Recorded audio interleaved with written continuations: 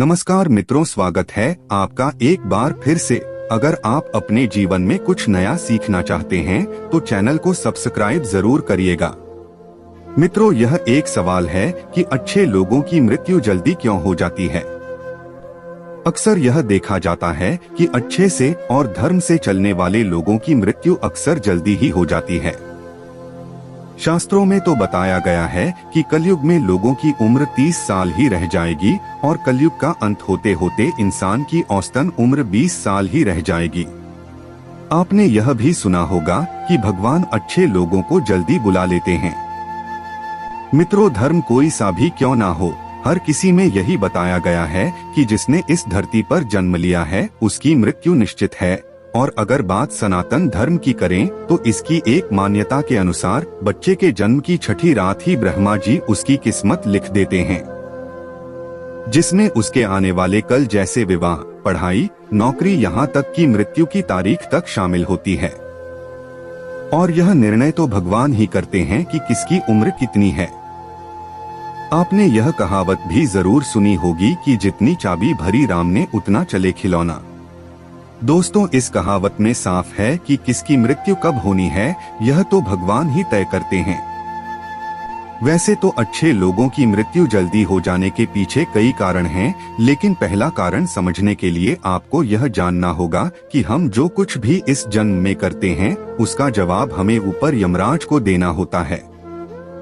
अगर उसके पाप का पलड़ा भारी होता है तो उसे नर्क में यातनाएं काटनी पड़ती हैं, और अगर पुण्य का पलड़ा भारी हो तो उसे स्वर्ग का सुख मिलता है।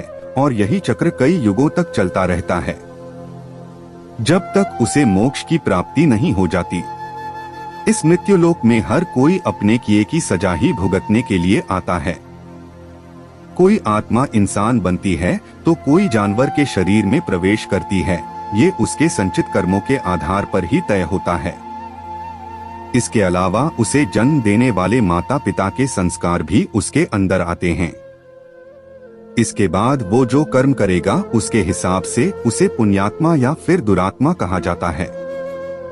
अब यही पुण्य आपकी मृत्यु की तारीख को भी बदल देते हैं। जिस तरह से एक जज जेल में रहने वाले कैदी के व्यवहार को देख उसकी सजा कम कर देता है, ठीक उसी तरह भगवान भी देखते हैं कि इंसान मृत्युलोक में जाने के बाद अच्छे कर्म कर रहा है और उसे अपने किए की सजा मिल चुकी है। और जब उन्हें लगता है कि अब उसे मृत्युलोक में नहीं रहना चाहिए तब वो उसे बुला लेते हैं। अच्छे लोग अपने पाप का फल जल्दी ही काट लेते हैं। भगवान के दंड विधान के अनुसार हर व्यक्ति को केवल उतना ही दंडित किया जाना चाहिए जितना उसके पाप किया है। अब क्योंकि अच्छे लोगों के पाप कर्म बुरे लोगों के पाप कर्मों की तुलना में कम होते हैं, इसलिए अच्छे लोग अपने पापों का फल जल्दी ही भुगत लेते हैं। हिंदू धर्म में मान्यता है कि भगवान हर अच्छे आदमी को किसी न किसी उद्देश्य के साथ ही इसे मृत्युलोक में भेजते हैं और भगवान का अपना अवतार उन्हीं उद्देश्यों में शामिल है। इसीलिए जब वो उद्देश्य जल्दी पूरे हो जाते हैं तब भगवान उन्हें वापस बुला लेते हैं। अर्थात अच्छे लोगों की मृत्यु उनके अच्छे कर्मों पर ही निर्भर करती है। इसके अलावा आपको ये भी बता दूं कि जो लोग ये कहते हैं कि मरने के बाद इंसान खाली हाथ जाता है, उन्हें यह जान लेना चाहिए कि 3 चीजें ऐसी हैं जो मरने के बाद भी उसके साथ जाती हैं। एक है संचित कर्म, दूसरा है स्मृति और तीसरी है जागृति। इसीलिए आप अब किसी से ये मत कहना कि आप खाली हाथ आए थे और खाली हाथ जाएंगे। दोस्तों, क्या आपने कभी एकांत में यह सोचा है कि आपको यह मानव जीवन क्यों मिला है? तो दोस्तों, महाभारत में युधिष्ठिर महाराज के एक प्रश्न के उत्तर में भीष्म पितामह ने कहा था कि मनुष्य से बढ़कर कोई भी जीव नहीं है। आपको यह जानकर आश्चर्य होगा कि 84 लाख योनियों के बाद हमें मनुष्य जीवन मिलता है और संसार के सभी प्राणियों में मनुष्य ही सबसे श्रेष्ठ है।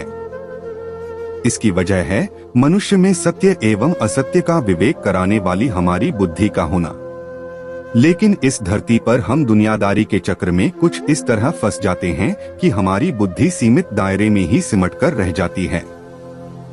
हम सांसारिक सुखों को ही सब कुछ मानकर उसमें लिप्त रहने में ही अपना सौभाग्य और अपने जीवन की सफलता समझते हैं। यही गलती हम कर जाते हैं, क्योंकि इसके बावजूद कोई भी व्यक्ति यह दावा नहीं करता कि वह पूरी तरह से सुखी है।